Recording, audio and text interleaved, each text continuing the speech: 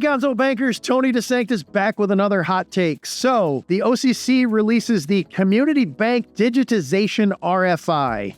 Is this just another regulatory form that we have to fill out? So I called Chris Miller and he put a nice post out on LinkedIn, and I'm going to just quote from his LinkedIn post. The OCC RFI is not a regulatory document. It's a call to action for community institutions. Clinging to their outdated systems isn't a disadvantage, it's an existential threat. So essentially what the OCC is trying to do, we think, based on the conversation I had with Chris, is get an idea of what some of the challenges are for community institutions in moving into this digital age.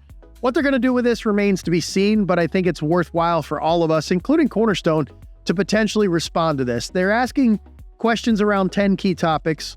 So what is your digital plan? What's your board and governance policy around it?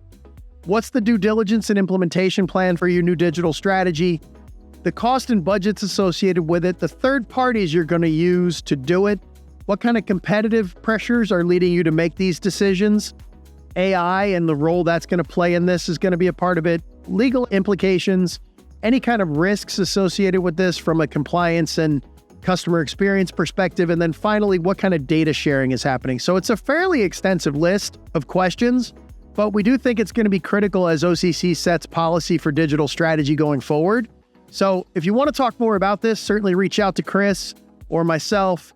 But I think it's worth exploring this and potentially looking at whether or not you as an institution should respond to this. So let us know in the comments if you plan to respond or what questions you might have.